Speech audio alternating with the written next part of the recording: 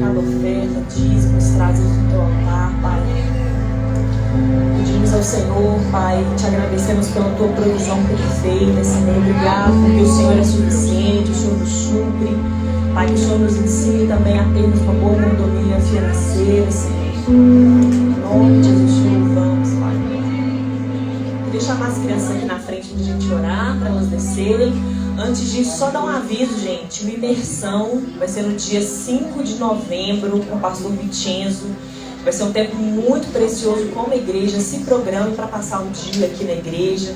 Nós vamos começar às 10 horas da manhã. Teremos alguns intervalos para o almoço, mas a gente vai ficar aqui até às 18 horas.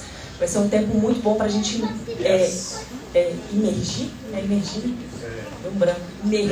Mergulhar mais na graça, no conhecimento da palavra do Senhor. Amém? Pai, muito obrigado pelas crianças, Senhor, pelos nossos filhos, pelas crianças da nossa igreja, os que já nasceram, os que estão no ventre. Em nome de Jesus, nós abençoamos cada um deles, Pai, que eles possam mesmo ser ministrados, abençoados, cheios do Teu Espírito Santo desde a eternidade, que eles possam Te amar e entender a graça do Senhor desde pequenininhos, crescer mesmo na autoridade, no poder do Senhor.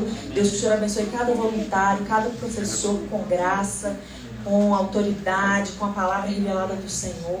Que eles sejam poderosamente fortalecidos ali no salinho. Em nome de Jesus, amém. Amém. Podem descer. Gente, então eu trouxe uma palavra aqui para a igreja. Queria compartilhar com vocês.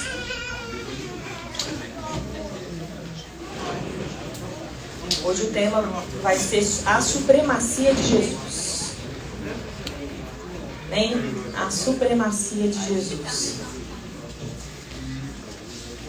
Vou falar um pouquinho sobre a soberania de Deus e a supremacia de Jesus. Amém? É óbvio, né, gente, que eu não tenho nenhuma presunção de esgotar o tema, de falar tudo. É interessante que o apóstolo Paulo, ele fala: porque agora vemos por espelho em enigma, mas então veremos face a face. Agora conheço em parte, mas então conhecerei como também sou conhecido. O próprio apóstolo Paulo, na sua sabedoria e humildade também, ele disse: olha, nós conhecemos em parte, profetizamos em parte, mas haverá aquele dia que nós conheceremos assim como somos conhecidos completamente, né? Então, aquilo que nós falamos, aquilo que nós profetizamos, é aquilo que nós aprendemos do Senhor, através da palavra, através da revelação do Espírito Santo. Mas eu queria falar um pouquinho sobre esse assunto, que é algo que Deus tem ministrado no meu coração já tem um tempo, já tem talvez alguns meses, que o Senhor tem falado comigo, tem me ensinado, e veio a calhar de eu ministrar para vocês justo hoje, um dia tão importante, né? Mas primeiro, falando sobre a soberania de Deus, eu queria fazer algumas perguntas. Você pode responder se quiser, pensa aí no seu lugar. Deus é soberano? Sim. Yes. Deus é soberano. Deus é soberano? E a resposta é sim, né? Por que Deus é soberano? Porque a palavra de Deus diz que Ele é soberano. No culto passado, a gente teve a oportunidade de falar um pouquinho da Reforma Protestante, um pouquinho da história da igreja. E nós falamos sobre uma sola, né? Somente as Escrituras. Então, aquilo que a palavra de Deus diz que é, nós podemos crer que é. Mas muitas vezes o nosso entendimento fica um pouco bagunçado. Mas Deus é soberano. Mas e quando acontecem coisas ruins? Deus é soberano. E uma coisa que é muito importante a gente entender primeiro é a definição de soberania, né? O que é ser soberano ou ter soberania? A origem da palavra soberania vem do latim supremitas e potestas. E significa literalmente poder supremo. Um poder é dito soberano quando não existe outro superior a ele. Um poder é dito soberano quando não existe nenhum outro superior a ele. Existe algum outro poder superior ao poder de Deus? Não. O nosso Deus é soberano e ponto final, né? Glória a Deus por isso. Deuteronômio 10:14 fala assim: eis que os céus e os céus dos céus, a terra e tudo o que nela existe, tudo, absolutamente tudo, pertence a Yahvé, o Senhor teu Deus.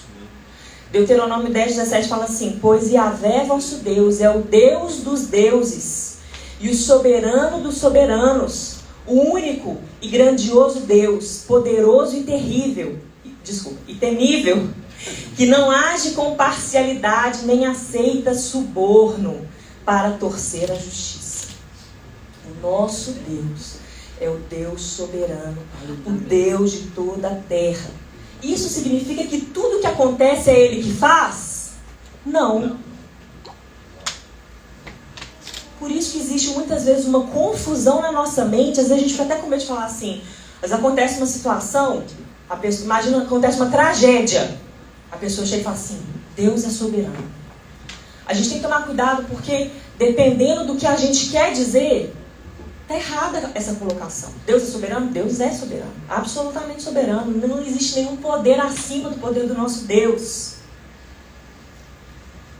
Mas olha que interessante. Quando nós olhamos para as parábolas, por exemplo, pegar uma aqui, poderia falar várias. Poderia ser a parábola dos talentos, a parábola dos vinicultores, a parábola do administrador infiel, ou a parábola do mordomo, a parábola do empregado mau. Várias parábolas. Pega a parábola aqui dos talentos. Olha que interessante, se você ler com atenção na parábola dos talentos, fala que o Senhor confiou-lhes os seus bens e deu a cada um de acordo com a sua capacidade. Mas os bens eram de quem? Do Senhor. Quando a gente fala dos vinicultores, a vinha era de quem? Do Senhor. E fizeram o que fizeram. Por quê? Porque o soberano, aquele que detém todo o poder, aquele que tem o poder acima de todos, ele pode delegar? Pode. Mas isso não significa que ele abriu mão da titularidade do poder. Isso não significa que ao delegar, ele abriu mão da supremacia, que ao delegar, ele abandonou o seu posto. Isso significa que ele deu autonomia, ele delegou parte do seu poder. E ele confiou durante uma medida de tempo. Ele continua sendo soberano. Ele continua sendo o Senhor de tudo. A Bíblia fala que Deus, no Salmo 115, versículo 15 e 16, sois benditos do Senhor que fez os céus e a terra.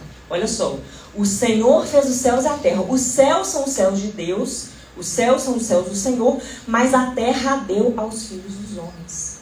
Isso significa que Deus delegou, que Deus confiou. E quando o Senhor, Ele criou o homem e estabeleceu na terra, qual que foi o mandamento do Senhor para nós? Tende domínio, exercei a sua autoridade sobre a terra. Será que era uma autoridade tirana? Obviamente que não. Assim como o Senhor governa, governe a terra, né? E nós sabemos que, infelizmente, o homem, ele se corrompeu, entrou no pecado e contaminou, inclusive o próprio homem, deu autoridade a Satanás em muitas coisas, né?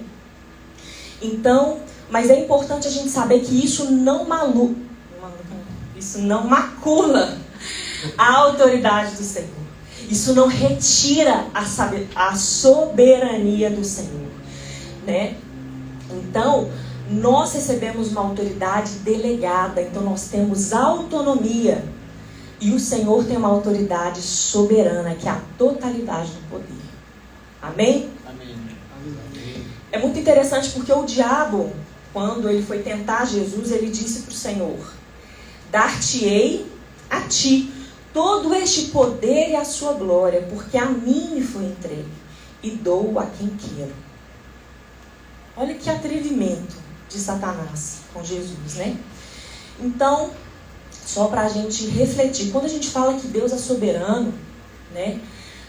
Deus de fato é soberano. Não existe nenhum outro poder acima do poder do nosso Deus. também não quer dizer que ele delegou e virou as costas.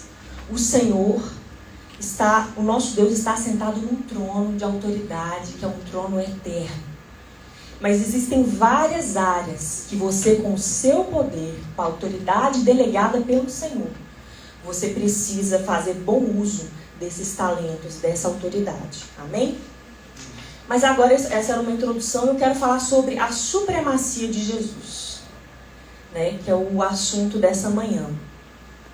E eu queria começar com uma profecia a respeito de Jesus, que está em Salmos 110, versículo 1. Olha o que Davi disse. Disse o Senhor ao meu Senhor: assenta-te à minha direita, até que eu ponha os teus inimigos por escabelo de teus pés, ou por estrado dos teus pés.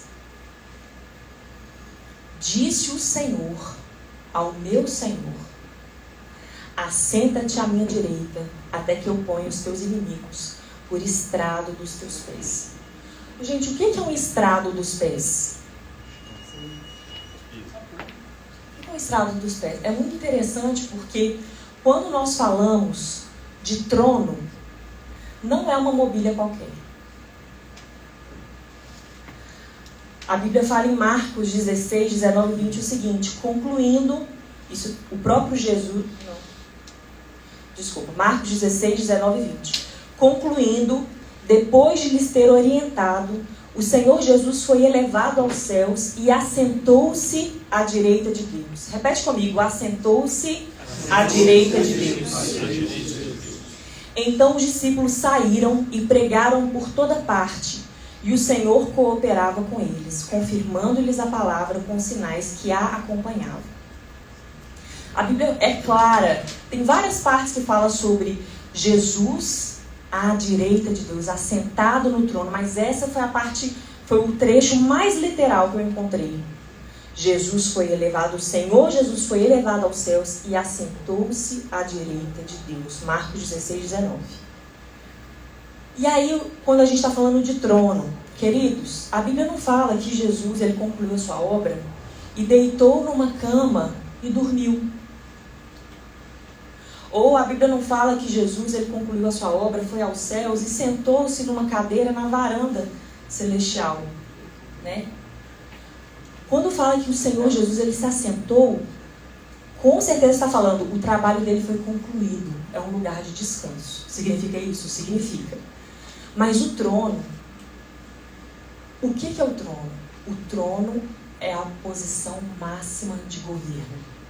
Quando existia um monarca, ou ainda em alguns países ainda existe a monarquia, o monarca, ele é um ser humano. Tem hora que ele está no quarto, tem hora que ele está fazendo visitas oficiais, tem hora que ele está tomando chá.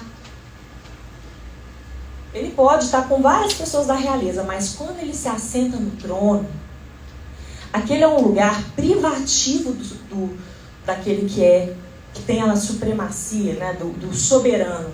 É um lugar exclusivo e é o lugar de onde ele governa. Quando a gente vê Salomão, ele assentava no trono, chegavam as causas até ele. Aquela causa famosa daquelas duas prostitutas com um bebezinho, né, muito famosa. Ele estava assentado para julgar. O trono fala uma posição onde aquele rei governa. E a Bíblia fala que Jesus se assentou no trono à direita de Deus. A palavra diz em Efésios 1, 20 e 23. Esse mesmo poder que agiu em Cristo, ressuscitando-o dos mortos e entronizando-o à sua direita, nas regiões celestiais, muito acima de toda potestade e autoridade, poder e domínio, e de todo nome que possa ser pronunciado, não somente nesta era, mas da mesma forma na que há de vir. Também sujeitou tudo o que existe debaixo de seus pés, e o designou cabeça sobre absolutamente tudo o que há, e o concedeu à igreja, que é o seu corpo, a plenitude daquele que satisfaz tudo quanto existe, em toda e qualquer circunstância. A Bíblia fala que os inimigos do Senhor, todos os inimigos do Senhor, todo poder, potestade, autoridade do mal, foi feito estrado dos pés de Jesus. Isso significa que todos os nossos inimigos estão imóveis, incapazes, completamente rendidos à supremacia de Cristo Jesus. E esse texto é muito incrível porque quando fala, também sujeitou tudo que existe debaixo de seus pés e o designou cabeça sobre absolutamente tudo o que há e o concedeu à igreja, que é o seu corpo, a plenitude daquele que satisfaz tudo quanto existe. Nós, como corpo de Cristo, Jesus o cabeça, nós nos assentamos com o Senhor nesse trono. E todo e qualquer inimigo está debaixo dos nossos pés. E o Senhor, ele não está sentado em qualquer cadeira, ele está sentado num trono de autoridade, de governo e de poder. Gente, isso quando nós entendemos onde nós estamos em Cristo, isso abre a nossa mente para muitas coisas. Isso tira a nossa letargia. Isso nos revela como a igreja é poderosa nessa terra. E como nós precisamos nos levantar em autoridade. Todas as vezes que eu, Camila, vejo uma situação de injustiça, vejo uma situação que está em desacordo com aquilo que foi estabelecido no céu, o Senhor me deu a autoridade de trazer a realidade do céu para essa situação na terra, né? Governando desse lugar espiritual. E eu me lembrei que eu estava preparando essa palavra de um sonho que eu tive. Eu era adolescente, acho que eu tinha cerca de 14 anos de idade, recém-convertida mesmo aqui na igreja. E eu estava sonhando, eu tive um sonho com o inferno, né?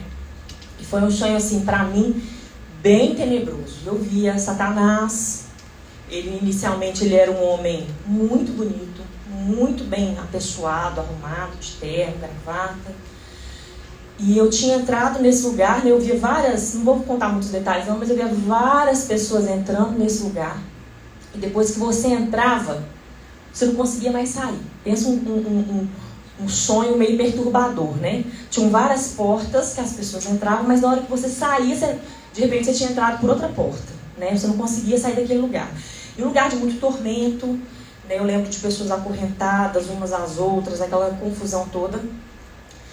E eu assustada, gente, o que eu estou fazendo aqui? O que eu estou fazendo aqui? E aí eu via um homem muito sedutor, muito elegante. Não, aqui é muito bom. Ele estava com uma mulher também muito sedutora do lado dele. E aí a gente entrou, ele me levou para uma sala e começou a falar muitas coisas. E no meu coração disparado no sonho, apavorada, eu falava, Deus, o que eu faço? O que eu faço? E aí veio uma voz, né, no sonho, gente. No sonho veio assim, fala João 20. Isso eu tinha 14 anos de idade. Estava iniciando essa prática de leitura da Bíblia, essas coisas. E aí no sonho eu falei bem timidamente, bem baixinho assim, João 20. Gente, quando eu falei João 20, bem baixinho, ele, que estava todo galanteador, né? Ele de repente, o quê? E aí eu, João 20! João 20! Comecei, João 20! E ele foi ficando desesperado, ele foi diminuindo. E nessa sala tinha tipo um banco, parecendo um banco de cozinha alto, assim. Quando eu vi, ele estava pequenininho, assim, encurralado, arrasado. Não, desesperado. E eu naquela alegria, e depois eu consegui sair de lá, e aí o sonho depois continuou. Mas eu lembro de acordar chorando. Não sei se você já teve experiência assim. Coração... Eu acordar assim, chorando aquela situação. E eu achei que João 20 devia falar sobre a crucificação de Jesus. A primeira coisa que eu fui correndo para pegar uma Bíblia, e quando eu abri a palavra, João 20, o título, eu já disparei de chorar, né? Eu já não choro, né, gente? Mas o título escrito, A Ressurreição de Jesus, né? E eu fui poderosamente ministrada pelo Espírito Santo nesse dia. A ressurreição de Jesus. Quando Jesus morreu, né, ele foi no inferno no nosso lugar, tomou as chaves do diabo, da morte. as chaves do inferno e da morte, e ressuscitou. Ele concluiu a sua obra, se assentou à direita de Deus e sujeitou completamente todos os inimigos debaixo dos seus pés. Amém? Para fechar, eu queria falar sobre um lugar que é chamado na Bíblia de o trono da graça. A gente está falando muito de trono. O trono da graça. Hebreus 4, 14 a 16 fala assim: visto que temos um grande sumo sacerdote, Jesus, Filho de Deus, que penetrou nos céus, retenhamos firmemente a nossa confissão, porque não temos um sumo sacerdote que não possa compadecer-se das nossas fraquezas, porém, um que como nós em tudo foi tentado, mas sem pecado. Cheguemos, pois, com confiança ao trono da graça, para que possamos alcançar misericórdia e achar graça, a fim de sermos ajudados em tempo oportuno. O lugar de onde o Altíssimo governa, por causa de Jesus, agora é chamado de o trono da graça. E a Bíblia fala que nós podemos nos adentrar nesse lugar com confiança. Se você crê, pela fé, você consegue entrar espiritualmente nesse lugar, que é chamado trono da graça. Como eu falei, não é simplesmente um lugar onde Deus está sentado, é o lugar de onde Ele governa. Ele te delegou a autoridade, mas você pode chegar diante do Senhor e falar assim: Deus, olha para essa situação, Senhor, eu preciso da sua intervenção. Quem aqui muitas e muitas vezes fala assim: Senhor, me ajuda. Ou é todas as situações que você sabe exatamente tudo que você tem que fazer. Gente, como é precioso esse lugar que nós temos livre acesso por causa de Jesus. O trono da graça, onde nós alcançamos misericórdia no tempo oportuno. Quantas vezes a gente fala assim: Senhor, como eu preciso do seu discernimento, de uma palavra de conhecimento, de uma palavra de sabedoria, como eu preciso de um livramento nessa situação. Senhor, intervém. E eu quero falar que nós podemos governar essa terra a partir deste lugar, que é um lugar espiritual, é um lugar de dependência do Senhor. Lembrando, se nós somos o corpo, Jesus é o cabeça. Todos os comandos vêm do Senhor, nós precisamos estar juntos, apegados ao Senhor. Olha uma profecia que está no livro de Daniel 7:27. Então, olha uma visão de Daniel 7:27. Então a soberania, o poder e a grandeza dos reinos que há debaixo de todo o céu serão entregues nas mãos dos santos, o povo do Altíssimo.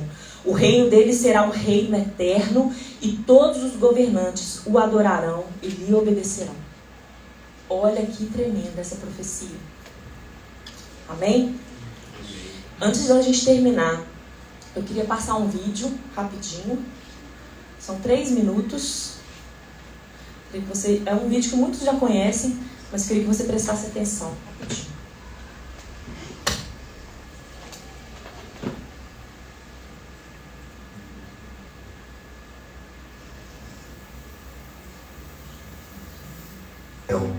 Ele é o rei da justiça. Ele é o rei da história. A Bíblia diz: o meu rei é o rei dos judeus. Ele é o rei de Israel. Ele é o rei da justiça. Ele é o rei da história. Ele é o rei do céu. Ele é o rei da glória. Ele é o rei dos reis. Ele é o Senhor dos senhores. Esse é o meu rei. Me pergunto se você o conhece. Meu rei é um rei soberano. Nenhum tipo de medida pode definir seu amor ilimitado. Ele é continuamente forte, inteiramente sincero, eternamente constante. Ele é imortavelmente gracioso, imperialmente poderoso, imparcialmente misericordioso. Você o conhece? Ele é o maior fenômeno que jamais cruzou o horizonte deste mundo. Ele é o Filho de Deus. Ele é o Salvador do pecador. Ele é a peça central da civilização. Ele é incomparável. Ele é único. Ele é a ideia mais elevada em literatura. Ele é a mais alta personalidade em filosofia. Ele é fundamental doutrina da verdadeira teologia. Ele é o único qualificado para ser um Salvador totalmente suficiente. Me pergunto se você o conhece hoje. Ele supre força ao fraco. Ele é disponível para o tentado e atribulado. Ele se compadece e ele salva. Ele endireita e sustenta. Ele guarda e ele guia. Ele cura o doente, ele purifica leprosos, ele perdoa pecadores, ele absolve devedores, ele liberta os cativos, ele defende o fraco, ele abençoa crianças, ele serve o infortunado, ele considera o idoso, ele recompensa o diligente, ele embeleza o humilde. Me pergunto se você o conhece. Ele é a chave do conhecimento, ele é a fonte da sabedoria, ele é a entrada do livramento, ele é o caminho da paz, ele é a rodovia da justiça, ele é a estrada da santidade, ele é o portal da glória. Você o conhece bem, sua vida é inigualável, sua bondade é ilimitada, sua misericórdia para sempre, seu amor nunca muda, sua palavra basta, sua graça é suficiente, o seu reino é reto, o seu jugo é suave e o seu fardo é leve. Eu queria poder descrevê-lo a você. Ele é indescritível, ele é compreensível, ele é invencível, ele é irresistível. Bem, você não consegue tirá-lo de sua mente, você não pode soltá-lo de sua mão, você não pode viver mais do que ele, você não pode viver sem ele. Bem, os fariseus não o suportaram, mas descobriram que não poderiam pará-lo. Pilatos não pôde encontrar culpa alguma nele. Herodes não pôde matá-lo. Morte não pôde dominá-lo. E a sepultura não pôde retê-lo. Sim, esse é meu rei. Esse é meu rei. Aleluia. Para a gente fechar, eu queria chamar vocês aqui na frente, o pessoal do louvor também. Queria chamar toda a igreja aqui na frente, gente, para a gente terminar orando.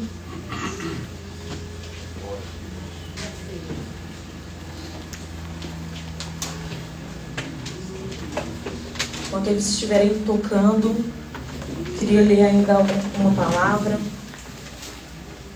Feche os seus olhos nessa manhã. Eu creio que o Senhor tem nos chamado da Ásia, graça e paz a vós outros da parte daquele que é, que era e que há de vir, e da parte do sétuplo Espírito que o assiste diante do seu trono, e de Jesus Cristo, que é a testemunha fiel, o primogênito dentre os mortos e o soberano dos reis da terra. Ele que nos ama e mediante o seu sangue nos libertou de todos os nossos pecados e nos constituiu reino e sacerdotes para servir a Deus seu Pai. A ele, portanto, sejam glória e domínio pelo século dos séculos. Amém.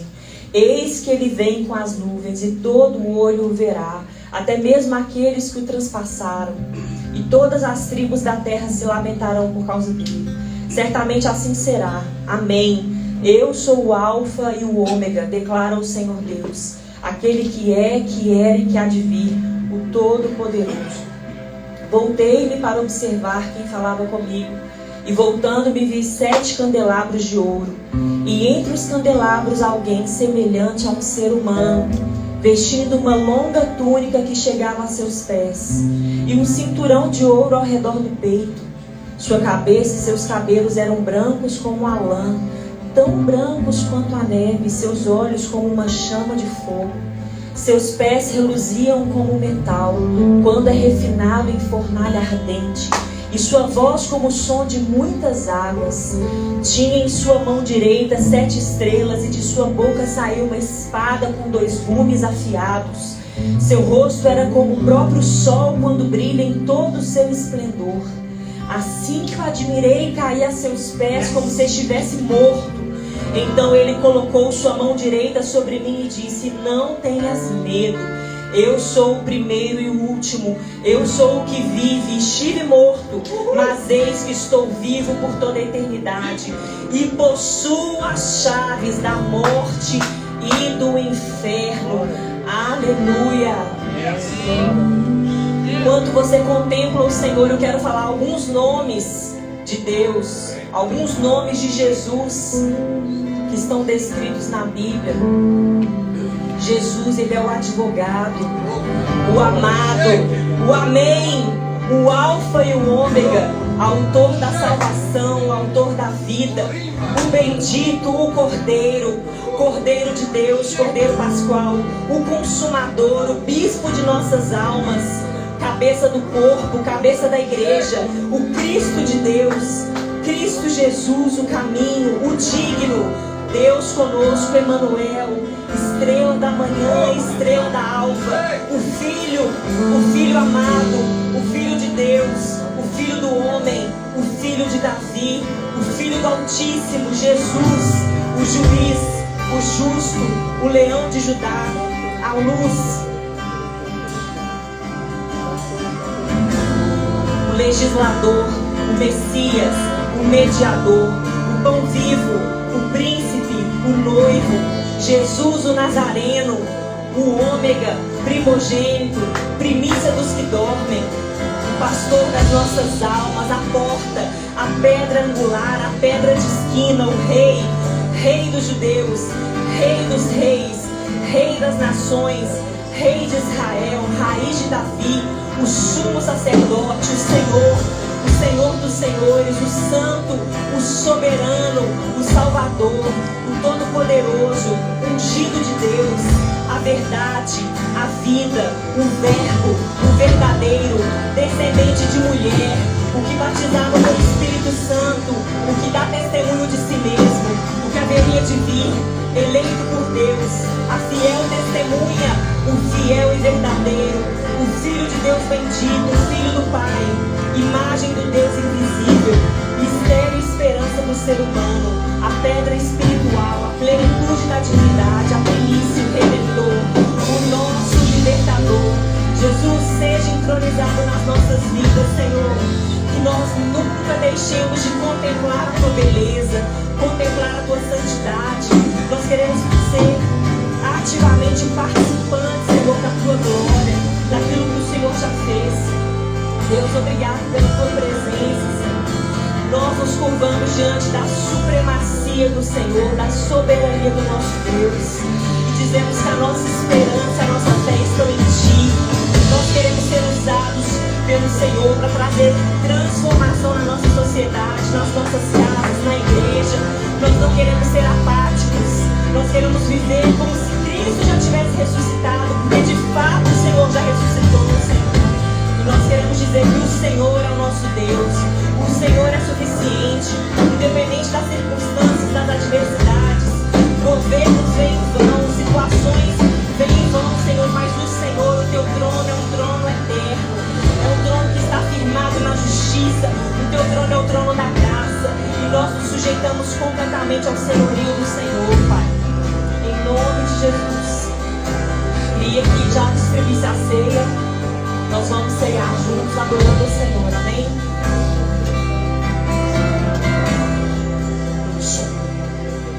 Eu quero dar bem rapidinho aqui sobre a ceia.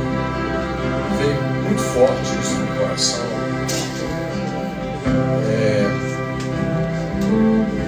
Eu acho que a gente não tem que ter receio de falar abertamente sobre o que nós estamos vivendo. Esse dia de eleição, existem pessoas que estão entendendo o mundo espiritual e outras que não. Existem pessoas que estão com os olhos abertos e outras que estão com os olhos fechados. Mas o fim do texto que eu li um pouquinho atrás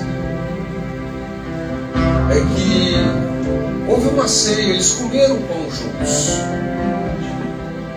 E eu sinto de dar uma direção para essa ceia como se fosse assim uma reconciliação, uma ceia de reconciliação. Talvez você tenha uma opinião completamente diferente da minha, mas eu quero comer esse pão da reconciliação. Eu creio que o Brasil vai ver isso. eu creio que mesmo as pessoas que, na minha perspectiva, não estão enxergando, eles vão provar da generosidade que está entrando nesse país.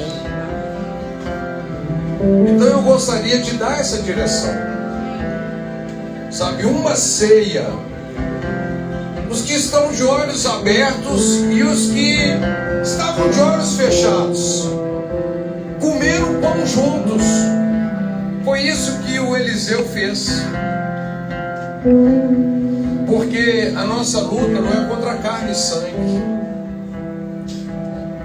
Nós amamos todos os brasileiros, nós queremos o bem de todos os brasileiros. A nossa luta é esse rei da Síria, como foi lá em Isaías, o rei de Tiro, que é uma figura do arrogante, do diabo, não é verdade? Então eu só queria deixar essa palavra, que a gente tomasse essa ceia pela reconciliação do Brasil, sabe? Fazendo isso porque o propósito da ceia é essa. A Bíblia fala que Jesus, como Camila descreveu aqui, Jesus morreu pelos nossos pecados, foi sepultado. Ao terceiro dia ele ressuscitou dos mortos para reunir no seu corpo. O propósito de Deus pelo Evangelho é ajuntar no seu corpo todos aqueles que creem nele. Hoje nós somos ainda um povo em muitos aspectos heterogêneo em termos de mente, de valores, de crenças. Mas vamos declarar que essa ceia estamos comendo pão juntos, pela reconciliação da nossa nação e para que todos os brasileiros vejam a prosperidade de Deus, em nome de Jesus.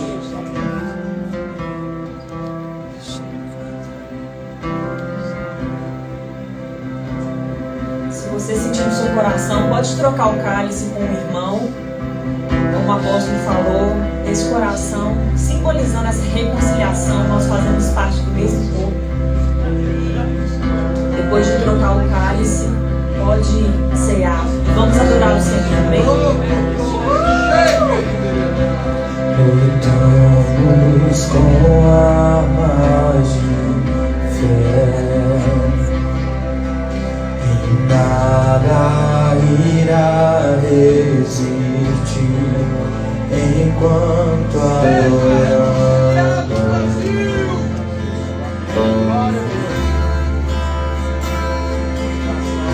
Em meio às tribulações, o nosso Deus é vencedor. Nós o adoramos.